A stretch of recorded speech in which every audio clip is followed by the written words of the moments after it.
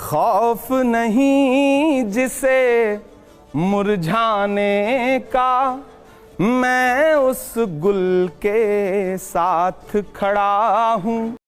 चलो भाई देखो अब मैं क्या करता हूँ। एक हमारे साथ एडिटर साहब हैं जिन्होंने इस फैमिली को कवर किया है, काफी सीनियर जर्नलिस्ट है। विनोद जी, आपका सवाल। फैमिली को नहीं, मैं उस पार्टी को कवर किया है। शो नहीं, मैं एक सवाल ये पूछना चाहता हूँ कि आपने कुछ नज्म लिखी है कोई राहुल गांधी पे या प्रियंका गांधी पे? नज्म मतलब मैंने 4 मिसरे लिखे हैं। मैं भारत जोड़ो यात्रा के दौरान मैंने नज्म सवाल नहीं, मैं इंतजार कर रहा हूँ कि वो सुनाए, उसके बाद मैं अपना सवाल पूछूंगा। मैंने 4 मिसरे कहे थे। मैं तरन्नुम में सुनाऊं या तहत में सुनाऊं? तरन्नुम में सुनाओ। तरन्नुम में सुनाना। अभी मजा आएगा ना भिड़ो। खौफ नहीं जिसे मुरझाने का, मैं उस गुल के साथ खड़ा हूं। क्या बात है सर, क्या बात है सर, क्या बात, ये बात है। मैं तो बात कह रहा था कि जो साहस है उनमें। खौफ नहीं जिसे मुरझाने का, मैं उस गुल के साथ खड़ा हूं। कैसा भी दौर आए लेकिन मैं राहुल के साथ खड़ा हूं।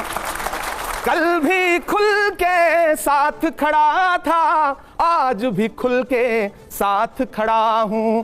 कैसा भी दौर आए लेकिन मैं राहुल के साथ खड़ा हूं। क्या बात है सर, क्या बात है सर, क्या बात, ये बात है। तो आइए दोस्तों फिर से दिखाते हैं तुमको इमरान प्रतापगढ़ी की शेरो शायरी की वीडियो। यहाँ पर इमरान प्रतापगढ़ी ने राहुल की शेरो शायरी में तारीफ की है और उन्होंने एक राहुल गांधी के साथ हुआ किस्सा भी बताया है जो पुराना है। अगर वीडियो अच्छी लगी तो वीडियो को लाइक, चैनल को सब्सक्राइब जरूर कर लीजिएगा। और बहुत महत्वपूर्ण बात ये, मैं इससे जुड़ा एक वाक्य सुनाऊंगा। हम तमाम सांसद प्रोटेस्ट कर रहे थे, साल भर पहले की बात है, और हम एक साथ 70 से ज्यादा सांसद डिटेन किए गए। किंग्सवे कैंप थाने में हम सारे लोग रखे गए। उसमें राहुल जी भी बैठे थे। पहली बार राहुल जी ने आज तक कभी मुझे मंच पे नहीं सुना है। और मैं पूरे देश को बताना चाहता हूं कि राहुल जी ने इतनी मुलाकातों में मुझे सांसद बनाया, टिकट दिया, नेता बनाया, लेकिन कभी उन्होंने मुझसे ये नहीं पूछा कि इमरान तुम्हारे पिताजी क्या करते हैं, तुम्हारे पिता का नाम क्या है। ये बहुत बड़ी बात मैं कह रहा हूं। यहां जन्म कुंडली निकाली जाती है किसी को कुछ देने से पहले। तो पहली बार उन्होंने, हम सब बैठे थे, ये हुआ कि 4-5 घंटे यहां डिटेन रहना है तो कुछ सब अपनी प्रतिभा का प्रदर्शन करें। कोई गाना सुना रहा था, कोई कुछ सुना रहा था, तो मैंने 4 पंक्तियां उनको सुनाई। वो अपने हाथ से मोबाइल से रिकॉर्ड कर रहे थे। और साहस की बात यह है कि मैं राहुल को अपनी कविता में राहुल कह रहा हूं, राहुल जी नहीं कह रहा हूं, और वह उस कविता को सुन रहे हैं, सराह रहे हैं। यह खूबी है राहुल जी।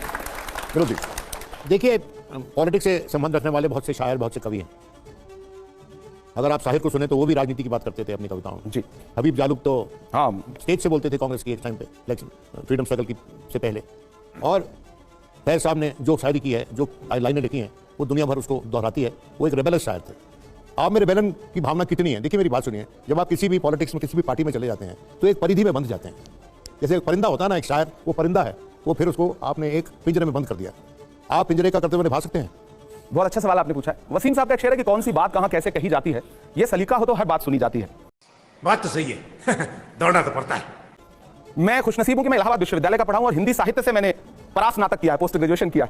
तो इलाहाबाद आपको एक अलग तरह की खूबी सिखाता है। वहां के चौराहे, वहां की चाय की दुकानें, हॉस्टल की कैंटीन। तो कांग्रेस पार्टी की राजनीति में शामिल होने के बाद मुझे अच्छा लगता है कि राहुल जी और प्रियंका जी दोनों लोगों ने हमेशा एक बात कही कि राजनीति में आ गए हो, लेकिन जो काम पहले करते थे उसको मत छोड़ना। कभी सम्मेलनों में जाओ, मुशायरों में जाओ, लोगों के बीच जाओ। वो आपको मतलब 100% एकदम राजनीतिक नहीं बना देना चाहते हैं। वो चाहते हैं आपके अंदर का साहित्य जिंदा रहे। और मैं हमेशा से, आज भी मैं उसी तेवर के साथ कविताएं लिख रहा हूं, उसी तरह से पढ़ रहा हूं। जिन मुद्दों पे मैं पहले बोला करता था, सियासत और सत्ता की आंख से आंख मिला करके, मैं आग से लड़ने निकला हूं, अंगारों से क्या डरना। मैं शायर हूं, एक शायर को सरकारों से क्या डरना। मैं लड़के बोल रहा हूं। और मैं आपसे भी गुजारिश करूंगा, जहां भी आपको लगे कि मेरी कलम में धार कम हो रही है, आप मुझे बताइएगा। आप हमारे बड़े हैं, बुजुर्ग हैं, कान पकड़िएगा और कहिएगा कि थोड़ी धार और लाओ, कुंद हो रही है। तो मैं आपसे वादा कर रहा हूं कि मैं आपके पाले में खड़ा मिलूंगा। बड़ा हरामी हो बेटा। आपका कर्तव्य है अपने नेताओं का कान पकड़ना भी। बाहर से शायर, एक बड़े शायर, बड़े हिंदी के कवि होते थे, उन्होंने पंडित जी के मरने के बाद, पंडित जवाहरलाल नेहरू, इतना आइकॉनिक फिगर, उनके देहांत के बाद लाइनें लिखी थी। टिक टिक टिक टिक टिकर बोला, पंडित जी नहीं रहे पर जब तक रहे प्रधानमंत्री रहे। बड़ा कटाक्ष है आपका उस पर रिएक्शन? जिन्होंने कविता, आप जिन कवि का जिक्र कर रहे हैं, मैं उनके साहस को भी सलाम करूंगा। और कांग्रेस पार्टी और बाद के नेताओं की सहनशीलता और साहित्य के प्रति उनके सम्मान का भी शुक्रिया अदा करूंगा। आज आप लिख दें तो स्थिति है कि कहीं पत्रकार जेल भेजे जा रहे हैं, कहीं कलमकार जेल भेजे जा रहे हैं। उस समय लोग सुनते थे। नेहरू जी कवि सम्मेलनों में जाके बैठते थे और कवि सम्मेलन सुनते थे, सामने से अपनी आलोचना की कविताएं सुनते थे, मुशायरा सुनते थे। मेरे 2 सवाल है आपसे इमरान जी। पहला सवाल यह है कि संभल का मसला बहुत गर्म है उत्तर प्रदेश में, तो उस पर आपकी पार्टी और आपका क्या कहना? आपको लगता है कि मामला अदालत के बाहर निपटाया जाना चाहिए? और दूसरा सवाल है कि आपकी पार्टी एक ज़माने में लोग कहते थे कि जात पे ना पात पे, इंदिरा जी की बात पे मोहर लगेगी हाथ पे, और अब ये राष्ट्रीय पार्टी जाति पे वोट मांग रही है। ये 2 सवाल मैं आपसे पूछ रहा हूँ। पहली बात तो ये कि कांग्रेस पार्टी जाति पे वोट नहीं मांग रही। आपका पहला सवाल है कि संभल के मुद्दे पे आपका क्या कहना। यहाँ तमाम युवा साथी बैठे हैं। हम किस धर्म से हैं, किस मजहब से हैं, इससे हट के एक बात मैं कहना चाहता हूं सही पकड़े हैं कि संभल के मुद्दे का हल कैसे होना चाहिए। इससे महत्वपूर्ण यह है कि वो जो 5 नौजवान मारे गए उनके बारे में तो कोई बात ही नहीं कर रहा है। ऐसा नैरेटिव बना दिया गया कि चर्चा जो है ये हो रही है कि आज पुलिस प्रशासन ने ये बयान दिया, आज ये दिया। जिस दिन से वो 5 बच्चे, नौजवान बच्चे, न साजिश थी न कोई जंग का ऐलान लिखा था, बुझी आंखों में एक मासूम सा अरमान लिखा था, जिसे दंगाई कह के सीधे गोली मार दी तुमने, उसी मजदूर के सीने पे हिंदुस्तान लिखा था। हाय हाय, इतना सुकून। मैं बहुत भावुक हूं। क्या किसी ने एक संवेदना का शब्द, सत्ता में बैठे हुए किसी एक व्यक्ति ने एक संवेदना का शब्द बोला है? 5 लाशें उठी हैं। इधर 26 नवंबर को महामहिम राष्ट्रपति महोदया संसद में भाषण दे रही थी, मैं सामने बैठा हुआ था, और 162 किलोमीटर दूर संसद से संभल में 5 जनाजे एक साथ उठ रहे थे। छोड़ दीजिए वो हिंदू थे या मुसलमान थे, विजुअल है इस बात के ना कि पुलिस गोली चला रही थी। मैं भी यहां बैठ के बात कर रहा हूं। अगर पुलिस ये कहती है कि वो पत्थर मार रहे थे, तो उन लड़कों को किसने मारा उसका विजुअल आपके पास कहां है? पुलिस जो नैरेटिव बना दे, डीएम प्रेस कॉन्फ्रेंस कर रहे हैं, कमिश्नर प्रेस कॉन्फ्रेंस कर रहे हैं, सत्ता के शीर्ष पे बैठे एक शब्द नहीं बोल रहे हैं। क्या इंसानों की जान की कोई कीमत नहीं है? सदियों से यहीं पर रहता है, जाने कितने दुख सहता है। भीगी पलकों से एक बेटा भारत मां से ये कहता है, पुरखे हम सबके गोद में तेरी खाक ओढ़ के लेटे हैं, मां हम भी तेरे बेटे हैं, है ना? बात तो सही है दौड़ना तो पड़ता है।